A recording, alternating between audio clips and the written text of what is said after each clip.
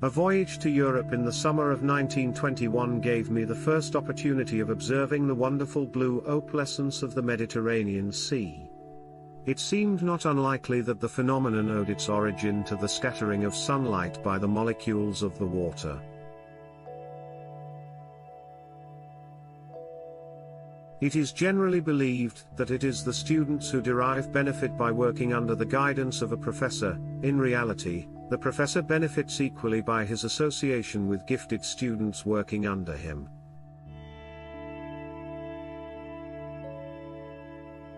We must teach science in the mother tongue.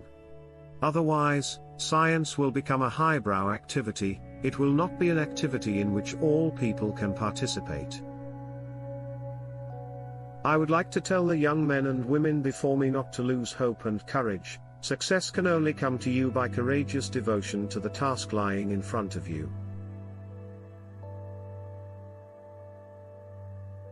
From Calcutta has gone forth a living stream of knowledge in many branches of study. It is inspiring to think of the long succession of scholars, both Indian and European, who have lived in this city, made it their own, and given it of their best.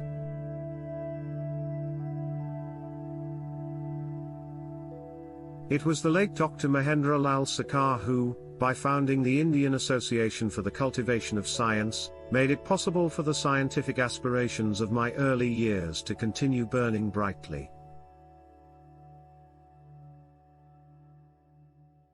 The fundamental importance of the subject of molecular diffraction came first to be recognized through the theoretical work of the late Lord Rayleigh on the blue light of the sky, which he showed to be the result of the scattering of sunlight by the gases of the atmosphere.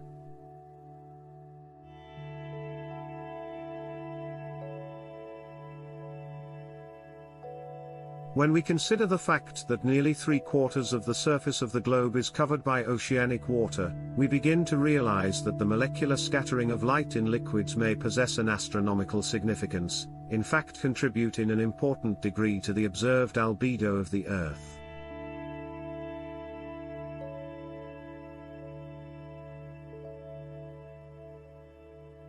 To an observer situated on the Moon or on one of the planets, the most noticeable feature on the surface of our globe would no doubt be the large areas covered by oceanic water. The sunlit face of the Earth would appear to shine by the light diffused back into space from the land and water-covered areas.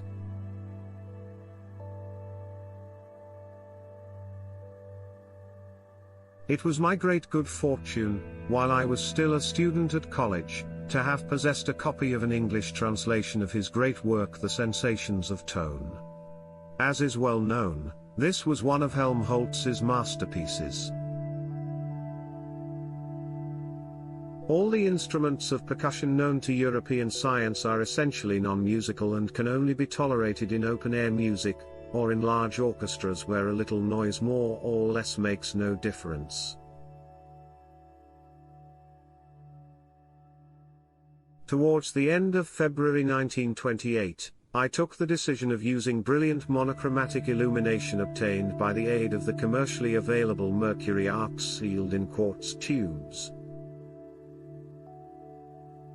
We need a spirit of victory, a spirit that will carry us to our rightful place under the sun, a spirit which can recognize that we, as inheritors of a proud civilization, are entitled to our rightful place on this planet. If that indomitable spirit were to arise, nothing can hold us from achieving our rightful destiny.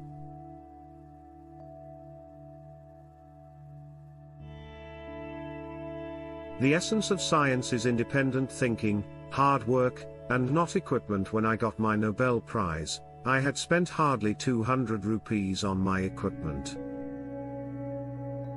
The whole edifice of modern physics is built up on the fundamental hypothesis of the atomic or molecular constitution of matter. It is not often that idealism of student days finds adequate opportunity for expression in the later life of manhood. We have, I think, developed an inferiority complex. I think what is needed in India today is the destruction of that defeatist spirit. It will soon be 25 years from the date of publication of my first research work. That the scientific aspirations kindled by that early work did not suffer extinction has been due entirely to the opportunities provided for me by the great city of Calcutta. I strongly believe that fundamental science cannot be driven by instructional, industrial, governmental or military pressures. This was the reason why I decided, as far as possible, not to accept money from the government.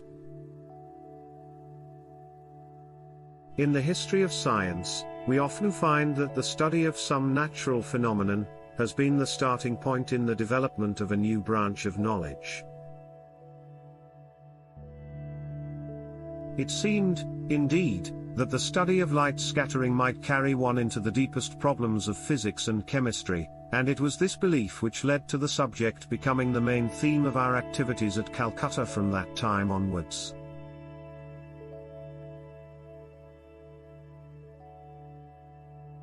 In the first English class I attended, Professor H. Elliot, addressing me, asked if I really belonged to the Junior B.A. class, and I had to answer him in the affirmative. He then proceeded to inquire how old I was. Is there any more encouraging sign than to see an Indian, who has never been to a university, like our friend Mr. Asutosh Dey here, for example, carrying out original work and finding it recognized by the foremost societies of the world?